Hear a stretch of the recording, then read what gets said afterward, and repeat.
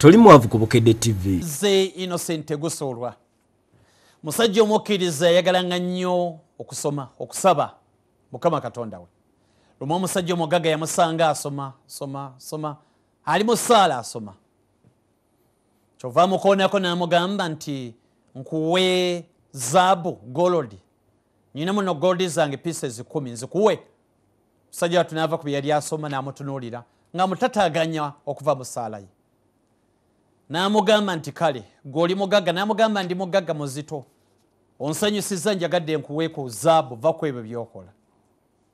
N'amuddamu n'amugamba nti ekoyineyo zaabu nti ye si zino zonna 10 ezokka 10 ze nnina. Ne nyinayo n'endala nga 12 awaka, nyinayo 2 n'ambirira. N'amugamba nti niwe walikoze nnyo okusingawo nti ye buli lunaku nkola butaweera okulaba nti nfuna n'endala njagala nkole.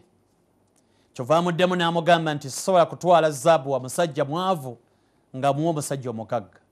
Mugagga n'aseka n'agamba ani mwavu ani mugagga kufa ababiri. Musajja omwavu yali mu ssaala ye n'amugamba nti gwe mwavu nze mugagga. Kuba sina zaabu wadde piisi n'emu n'indi mu mativu nsinza Mukama Katonda wange. Gwe na zaabu ne zaabu 200 ne toweera ne Mukama mukuwadde tomumanyi. Siiba ozungo ddeno noonya zaabu mulala zaabu n'olwekyo gwe mwavu.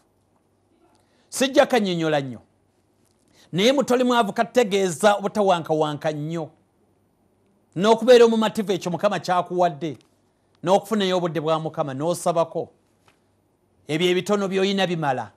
Yinza okunoonya zaabu obulamu bwo bwonna n'omaliriza nga togenze naye ng'era tolina ky'omukolamu okuggyako okumugaba obugabi n'okumulabako awo naye talina nnyo ky'amanyi ky'ayinza kuyamba okuggyako okubeera naye n'olowooza nti ofunamu essanyu.